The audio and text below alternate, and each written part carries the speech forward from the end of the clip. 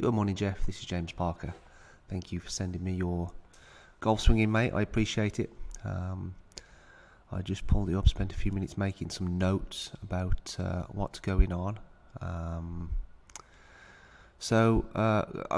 think you got a really good move. There's a few things that I want to talk about, which are going to help you eliminate your hooks, definitely. But looking at it from the side-on view there, I think you got a really nice, I think you got a really nice structure to it, right? You're keeping your centres in place. There's no sway away from the target. I particularly like how you're keeping the structure with the left leg and the left knee. I think that's really good. But I know you didn't fill out the questionnaire. We went back and forth over email yesterday, right? So you told me that you're hooking it and pull hooking it as well. So if I was going to diagnose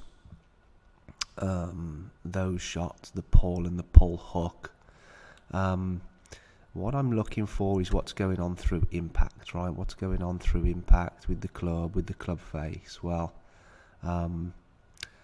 first of all, we've got a low point problem, haven't we? You said you kind of mishit your wedges a little bit sometimes. Now you're definitely shifting your weight. You can see how your hips are moving towards the target. But there's a couple of things that really stood out to me when I first went through your swing. The first one is how long you keep your right foot on the ground. Right, you can see pretty much all the way down into your downswing, down into impact. That right foot's still on the ground, and even still on the ground post impact as well. It's only just, still kind of on the ground there. Right, we can see the club coming out through your left shoulder, and your right foot's still on the ground. Right, it only really starts coming up there, right? It's just too late. It's just really too late. We need a lot more pressure on your left foot earlier, right? So if we're putting all the pressure on the left foot, the right heel's obviously going to start coming off the ground. So that's the first one. The second one is your hands are too far back on the circle, right? So you see your hands here, a P6. At that point, I'll pull up some pros in a minute and show you some examples, but at that point, the hands, if we're going off the patterns of the pros, if we're looking at what the experts do and how they hit the ball, at P6 there, their hands are more over their right thigh, right? So your hands are a little bit too far back on the circle, right, which is going to affect your low point. We need hands forward, right? If your hands are forward, you're going to deliver the shaft with more the club with more shaft lean, and your low point's going to be sort of over here, not here. Okay. So that's what I'm picking up with regards to low point. Path. Don't forget we're looking at reasons why you're hooking it. Well, you can see, when we set up to it, we've got a line going through the shaft, we've got a line going through your right elbow. They're the two sort of plain lines that you see, that you draw on a professional swing.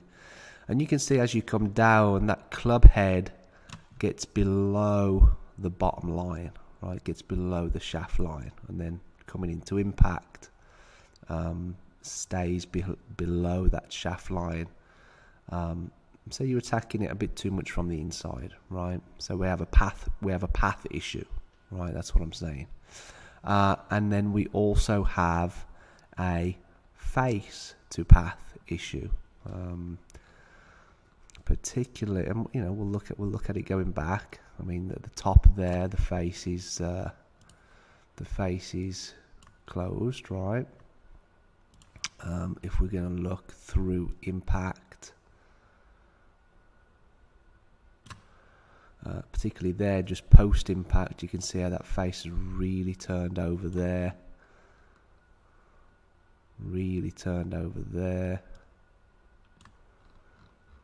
As we exit through the left shoulder, you can see how that toe's really turned over there compared to the shaft angle, right? So throughout the swing, we're seeing points where the club face is definitely too closed. The patterns you see with the guys that hook it are the face being closed in these positions, right? So that's how I diagnose it, right? So we have low point issues with regards to your right foot being on the ground too long and your hands being too far back on the circle. We have a path issue because the club heads too far below the shaft line, attacking it too much from the inside. We have a face to path relationship issue because that face is just whipping over. So, we're not only staying back on the right foot, we're also attacking it too much from the inside, and the face is whipping over, right? So it's going to really exaggerate that hook with the longer clubs, which is what you said in your email. You're just going to get those duck hooks, right? So how do we correct it, right? So what changes, what changes need to take place to positively alter the shot patterns? Well, the first thing is with regards to the low point, we need to change where our hands, like I just said, we need to change where our hands are at P6. We need them more forward, and we also need that right foot coming off the ground as well, right? You look at, I'll show you some examples in a second, but you look at certainly the vast majority of pros at P6, they've definitely got their heel off the ground, right? You don't really bring your heel off the ground until P8, right? When we see your hands coming through your left shoulder there, then you start bringing your heel off the ground. Well, I want you, where you are there, if I put a little line here, where you are there, maybe that's impact. Where you are there, say, here, that's where I want you at P6. And that's where I want you at P7, right? Impact, right? So we need to get the idea of our hands being further on the circle and our right foot coming off the ground as well, right? So you can do that in practice. You can just do that in slow motion practice swings. That's a pretty easy one to fathom, right?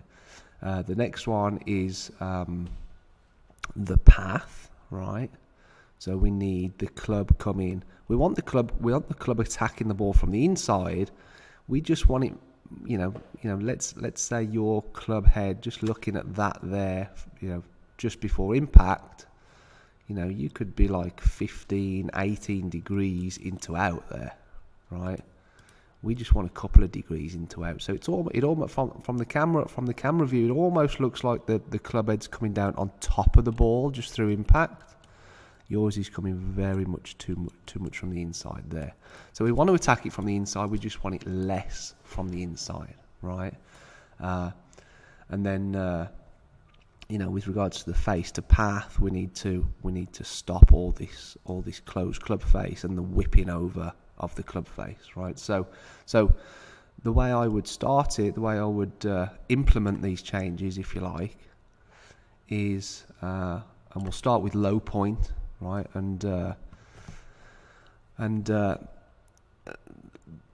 first thing I would change with regards to low point would be I would change your ball position and shaft lean, right, and this is regards to the path as well, right? Don't forget we need to change things. So I would move the stick to there. And I would have the ball position there. And I would hit shots from there. Right, so that's the first thing I'd do. And what you'd start to see is the shaft be less leaning forward. Still want it leaning forward a little bit, but it would be leaning less forward. Right, so all these patterns that you see, the guys that hook it the most, that overdraw it the most, generally tend to have the shaft leaning forward the most. Right, so let's limit the amount of forward shaft lean. Obviously, when you move the ball position back in your stance back here, that produces the path which comes more into out. So let's move the ball position forward, and then you have the path. You got a better chance of the path being less into out. right? So that's the first thing I change. But the big one with regards to where your hands are at P6 and the path being so into out is we need to increase your turns, mate. Okay, so what do I mean by increasing your turns? Well, even though we go back and you do a pretty good job of turning your hips about 45 degrees, pretty good job of turning your shoulders about 90 degrees, as you start to come down, right, as you start to come down here, the big thing that stood out to me was just how closed your shoulders still are at that point. You can see at P6 there, your shoulders are still pointing off to the right, right?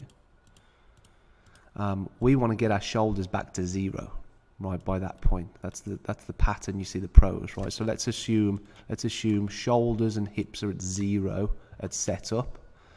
At the top, right, you've turned your hips about 45 degrees, your shoulders about 90 degrees, right? At P5, we want to try and get our hips back to zero, right? So just to give you an idea of how I want you to increase your turns, right? You from P4 to P5, shaft, our left arm parallel with the ground, your hips need to turn 45 degrees.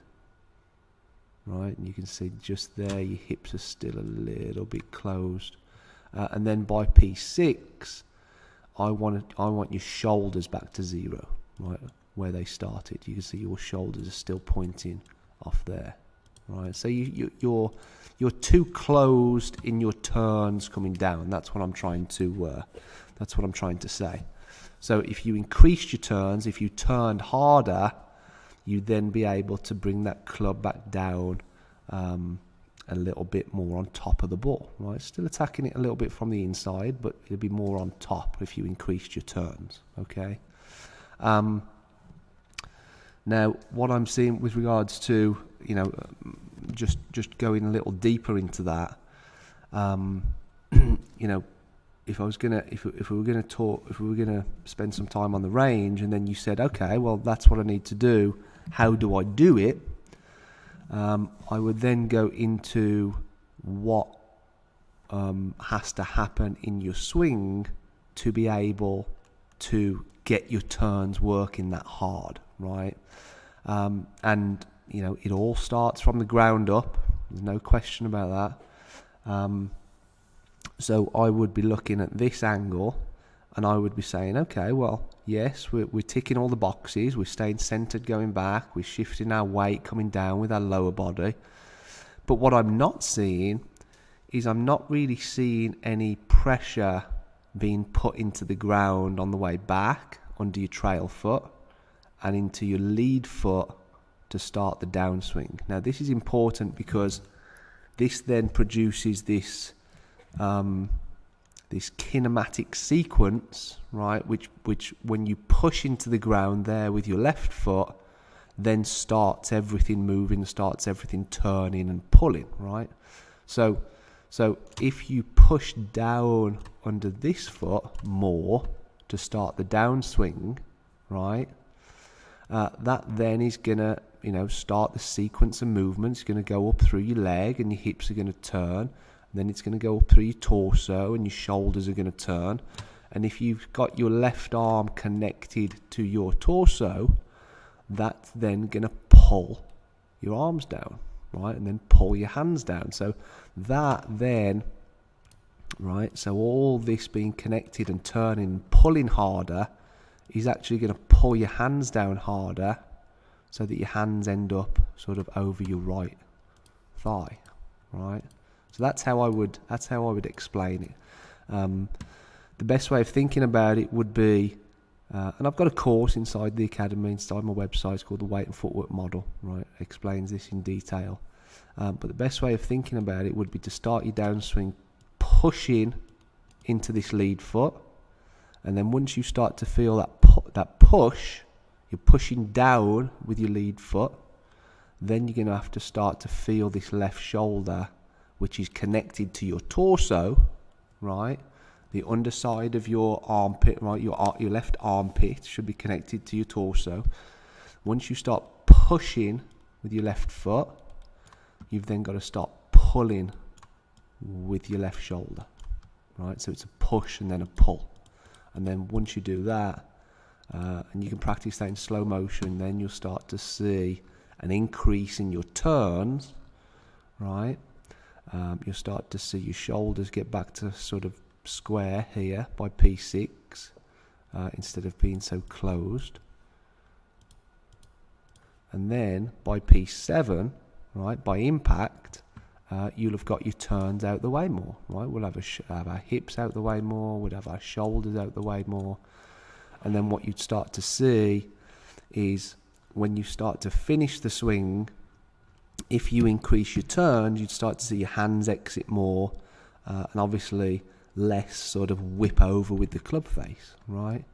The big thing which is contributing to that face turning over is your turns being so closed, and then your right hand just whipping over and that face closing, right? Kind of like a top spin. If you're playing tennis, you'd be like a top spin forehand, right? You don't want to think of a top spin forehand. You want to think of like a little cut under the ball. That would be the best way of thinking about it. So when you increase your turns, your hands would exit left more, and then you'd start to see the shaft. You'd start to see the shaft exit more underneath your left shoulder, and the face wouldn't whip over as much as well. Okay. With regards to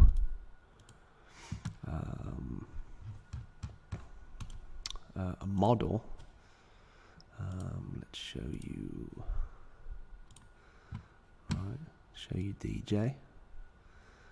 Right, so what I want you to watch is his left leg. Right, watch his lead leg. Watch how his hips and his lead leg. Watch how he's pushing down under that lead foot. Right, yes, he's starting to slide his hips, but he's also pushing down under here.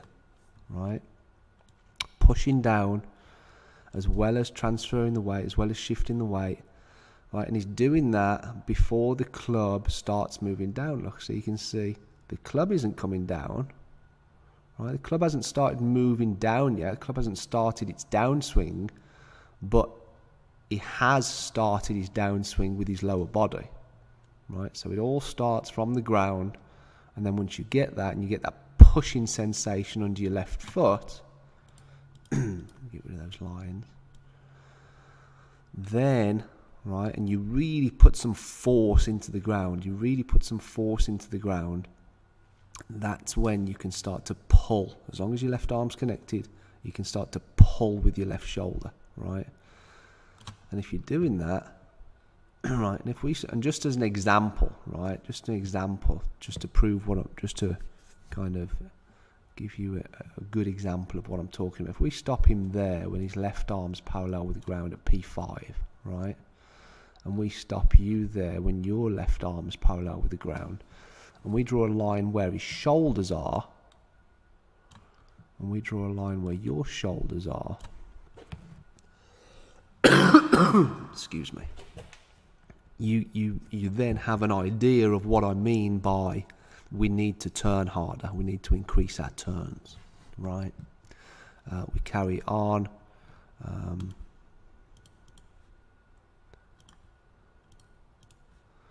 Get him down to P6, right? You can see the hands now sort of over the right thigh, right? But also look at the hips. Look where the belt buckle's pointing already. Right, we'll look at you there. Hips are kind of just about here. Belt buckle's pointing here. Shoulders are kind of level. He's got some right tilt already. Right, but we don't.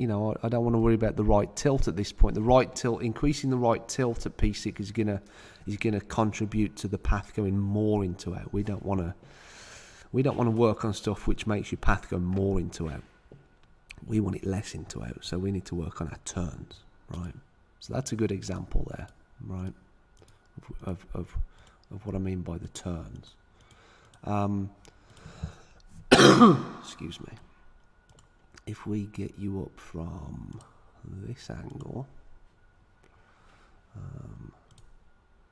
and then put another model there. Right, we'll look at someone like Fleetwood with regards to hand path, right, at impact.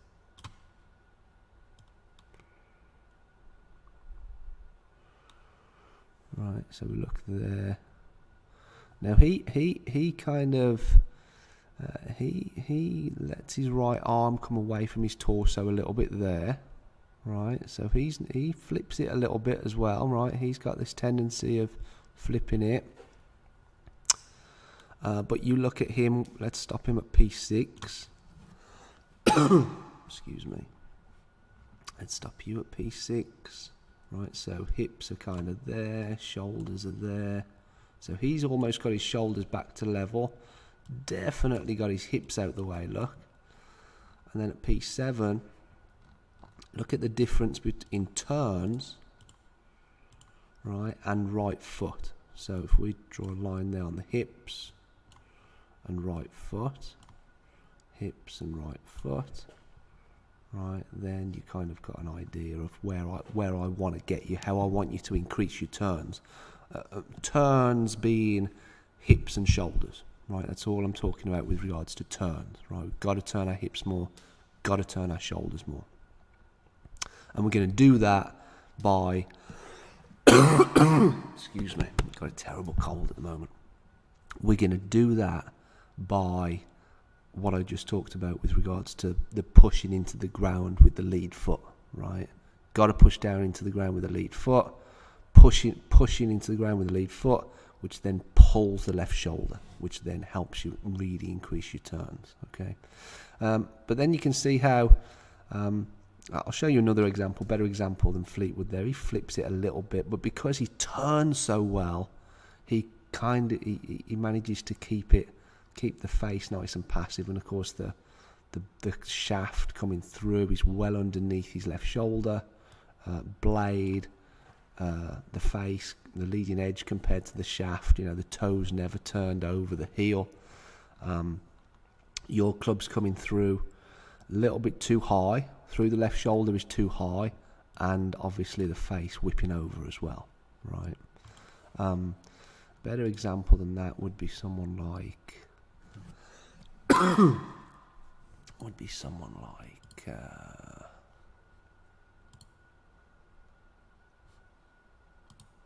Charlie Wee. Right, so look where his hands go, right? So you see how his hands are exiting left. Your hands just carry on straight. Right, so post-impact your arm is out there. Post-impact his arm is inward here. So his hands are disappearing behind his body before the club head. Right, you can see how the club face,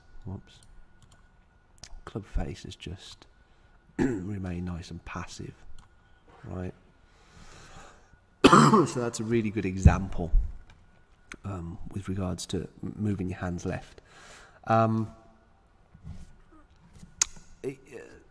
What I didn't want to touch on, I think you can do this without changing your hand path. I think you can do this without changing your hand path. By hand path, all I mean is how far behind your right shoulder are your hands, right? And you look at guys like Charlie Wee, you look at guys like Zach Johnson, they've all got the hands deep, like deeper than most, right? Really behind their right shoulder. You look at Charlie Wee there compared to Tommy Fleetwood, right? Fleetwood's only got his hands behind his shoulder just a little bit, like, right? So that would be more the pattern you see most of the pros. Just 3 or 4 inches behind his right shoulder at the top would be the general pattern you see most of the pros, right? you, Charlie Wee, Zach Johnson, you've got your hands a little bit deeper than most, right? So rather than change your backswing, I'm giving you something to work on to come to without changing your backswing, right? If you're still hooking it, then yeah, we've got to change your hands and get them a little bit closer to your right shoulder, definitely. With regards to your face to path relationship, let me pull this one up and then zoom in here. I would change your, because don't forget your club face is closed. That's the other thing we picked up on, right? Your club face is really closed through the backswing and through the downswing. So, excuse me, terrible cough. So I would change your right hand a little bit, right? That right hand grip looks very strong. And what I'm doing there is I'm just drawing a line between your thumb and your forefinger. And you can see how far it's going outside your right shoulder. Just wrap your hand over a little bit this way. Get your palm facing more towards the target, and then get yourself back on camera and try and get that line in your thumb just to the right of your chin, right? Instead of out there somewhere. Okay, so that's what I change with regards to helping you with your face to path relationship. And also, like we just talked about with regards to coming through, we got to keep this right arm connected to your torso, right? So you can see here, right arm's out there. If we pull up, probably the best example. Oh, excuse me. Probably the best example. Charlie Wee, just post impact. Right, look where his hands are going, look where his arms going. Right, that's keeping your right arm connected to your torso. All right. But again, all this is dictated by how well you turn. Okay, you increase your turns. A lot of this just happens naturally. Okay, Jeff. I'm gonna go and get myself a glass of water. If you have any questions or comments or anything, just shoot me an email. Cheers, mate.